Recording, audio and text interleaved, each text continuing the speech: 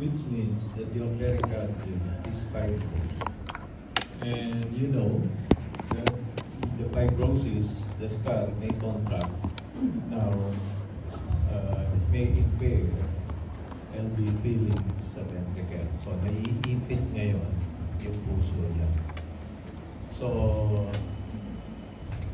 most of the time, this is preceded by an acute fibrinous or serofibrinous pericarditis or a chronic pericardial effusion, no? With obliteration of the pericardial cavity.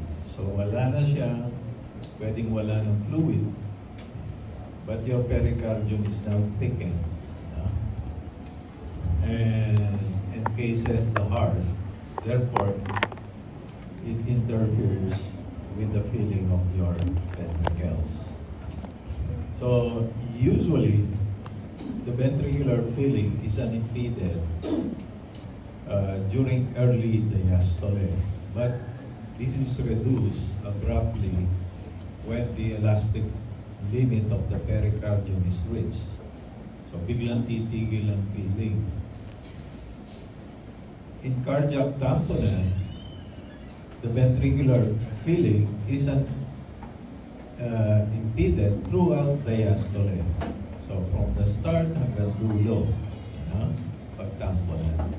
But this one, meron ka pang filling during early diastole. But this is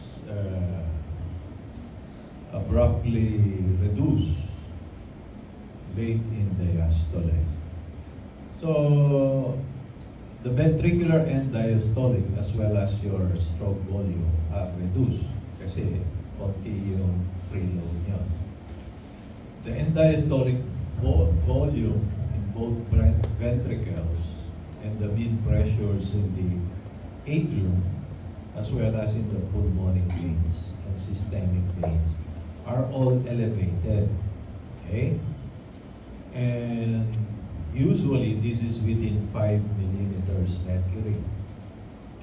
Ang tandaan nyo dyan, one way to differentiate it, remember, in restrictive cardiomyopathy, sa myocardial diseases, impeded din kasi infiltrative ang the myocardium is infiltrated with some other pwedeng glucosamine or whatever, or in patients with amyloidosis, di ba? Impeded then. The only difference is that yung pressure na 5 millimeters mercury if you want to differentiate it. Kaya lang hemodynamics na yan. The central venous and the right as well as the left atrial pressure pulses displays an N-shaped configuration or W-shape, whatever kung anong kita nyo. Okay? With a prominent X and Y descents. Diba? Now, sa tamponade, you have amputation ng Y descents. Wala kang Y descent sa tamponade. Now, in constrictive pericarditis, what happens is that during inspiration, dahil nasasap yung blood, yung sa right side. So you will note that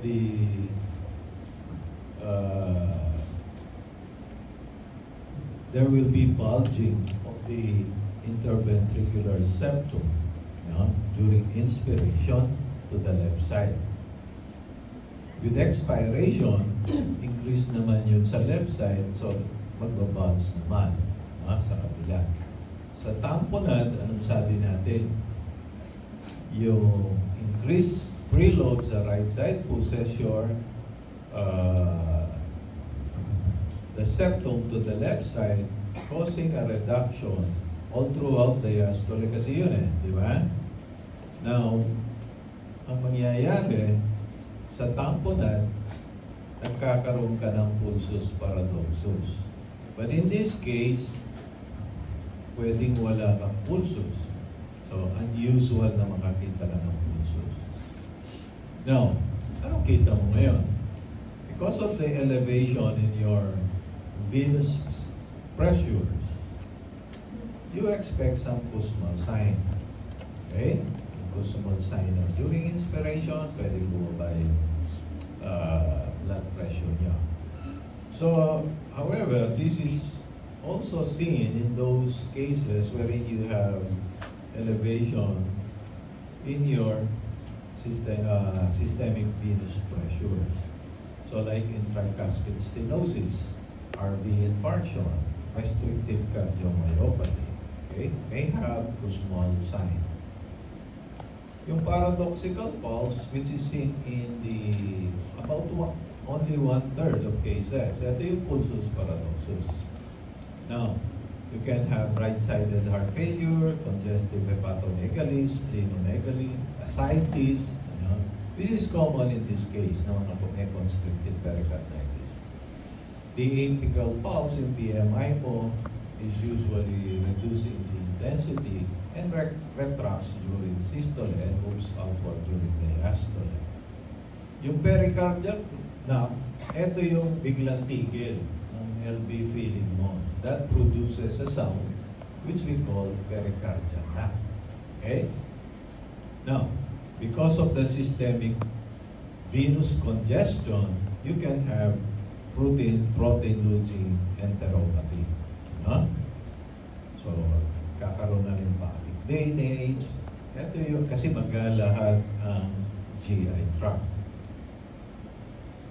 Now, this table tries to differentiate the different diastolic problem ng heart. So lahat ito diastolic ang problem. Tamponade, constrictive pericarditis, restrictive cardiomyopathy, right myocardial infarction, and the combination of effusion and constriction. Okay? So try to analyze this. Dali na naman. Hindi naman all or none yan. Alin common, saan common yung mga findings na nandito sa yung characteristics. Okay? Now, if you do an ECG in these cases na may constrictive pericarditis, the ECG may show low voltage. So most of the time, low voltage yan. Okay? Low voltage QRS complex, maliliit yung QRS. And there is usually flattening or inversion of your T waves. So very non-specific siya kasi kita mo rin sa ibang diseases ito. So chest radiogram, sometimes you can see evidence of pericardial effusion, effusive constrictive siya, or sometimes you will see some calcification dun sa mga border ng heart. Okay? By X-ray. Of course, echocardiogram will reveal to you kung ano yung anatomy, especially the pericardium. Is the pericardium thickened or not? Okay? If there is thickening of your pericardium, then you suspect now your constrictive physiology. So you can have dilatation of your inferior vena cava and the hepatic veins. Makikita mo rin yan. Then there is we call it septal bounce. Yung septal bounce, yun yung sudden halt ng ventricular filling. Usually this is seen dun sa late diastole. And there is exaggerated reduction in the blood flow velocity in the pulmonary veins. Across the mitral valve, yung mga left side niyan, reduction in LV filling. You can see that by echo through Doppler studies. Kasi by Doppler, you can measure the flow. And the diastolic flow velocity on the right side is increased during inspiration and declines during expiration. Yun yung kaninang drawing ng puso during inspiration and expiration. Okay, baliktad siya. So, another modality is an imaging. Kung alanganin ka by echo, you can do your CT scan or your MRI, which is more accurate than echocardiogram in establishing and excluding the presence of a thickened pericardium. So So what would be your differential diagnosis? One is cor pulmonale. Okay? Cor pulmonale elevated in the pulmonary artery pressure because of a lung pathology may also manifest as right-sided heart failure. Okay? Ang ano dito, pwede ka rin magkaroon ng two small sign. A tricuspid stenosis. So, impaired ang feeling ng right ventricle with tricuspid stenosis. So, you expect elevation in your venous pressures. What about occult constrictive disease? Pwedeng wala siyang manifestations of pericardial disease, but following a rapid infusion of fluids,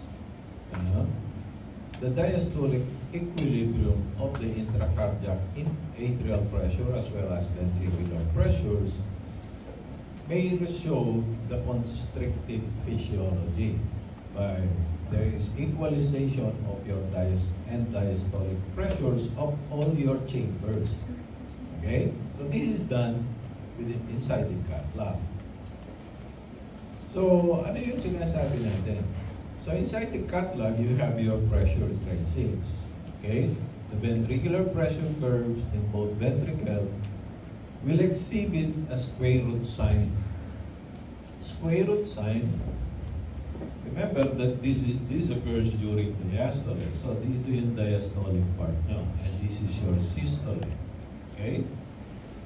So mangyayari, there is a dip. Ito yung hindi impaired ang feeling nyo. But suddenly, this is halted during mid or late diastole, kaya mag-equalize na yung pressure. Hindi siya tataas. Okay? So you call that your square root sign. Ngayon, hindi kita kasi yung how do you treat this case? Remember that the best time, surgery lang. There's no way na mapapalambot mo yung constriction, fibrosis. Diba? So, the definitive treatment is that pericardectomy. So the best timing to do surgery on this, mataas ang mortality nito. Especially if the constriction, adhesive type na siya. Adhesive, ibig sabihin, dikit na dun sa, ano ba tawag dun sa pericardium na nakadikit. No? Yung endo sa labas, dikit. Kasi you have two types, di ba? Yung nasa labas at saka yung nakadikit na sa ano. So, kung dikit na yan, paano mo siya kakayurin? So, tendency doon would be, pwede kang ma-injure mo yung puso mismo. Or, in fact, your epicardial coronary arteries. Di ba? So, the operative mortality can go as high as 10%. So, the best timing is that if you have at the pace na meron kang effusive constrictive. Kasi kung may fluid ka pa, hindi pa dikit yan. So that's the best time that you can remove more or less the whole pericardium. Okay? So, kailan ka magpapasabing magpa-opera? Well, if the pericardium is thickened, and if you remove the fluid, you will reveal now the constrictive physiology. Okay? So, eto ngayon, this is yung subacute effusive constrictive pericarditis. This is a combination of effusion as well as your thickened pericardium. So, this is characterized by the combination of tense effusion in the pericardial space and constriction of the heart. Okay? By the thickened pericardium. So the physiologic findings may change from those cardiac tamponade to those of pericardial constriction following pericardiocentesis. So pag nakita nyo ganon, refer nyo na sa surgeon. So other diseases of the pericardium, yung pericardial cyst. Okay? Usually, this may appear as a rounded or lobulated deformities in the cardiac silhouette through chest X-ray. So mapapagkamalan mo may mass doon. Okay? But actually, this may be a pericardial cyst. Now, we've seen patients na may pericardial cyst abutting a coronary artery. So yung pericardial cyst na yon may develop fistula dun sa coronary artery. Ano? And this may show na mapagkamalan mo that is this pericardial cyst or is this coronary artery aneurysm? Kasi pag nagka-fistula ka, there will be communication between the cyst and the coronary artery. No? So I've seen one case na karoon ako ng isang kasong ganyan, nag-heart attack yung pasyente. Nung nakita nila, buo pa yung coronary artery, that disease compresses now the coronary artery, right coronary artery. Then eventually, nagkaroon ng fistula between the right coronary artery and the cyst. So the question now is this a cyst or fistula talaga? Di ba? So yun yung mga question ngayon. So you can get that based on the history. Kasi kung cyst yan, makikita mo matagal na yung aneurysm na yun. If you do an angiogram, wala ka nakita ng opacification ng cyst or ng aneurysm, then probably this is a cyst itself that compresses now your coronary artery. Okay? So isang pwedeng complication is the cyst may develop fistula with the coronary artery. Okay? Now, usually this is on the right cardiophrenic angle and a possibility of confusion. Pwede mo mapagkama ng bukol na yun. So what you can do is do a CT scan. Okay? Tapos na. Tapos na tayo. Now, do you have question?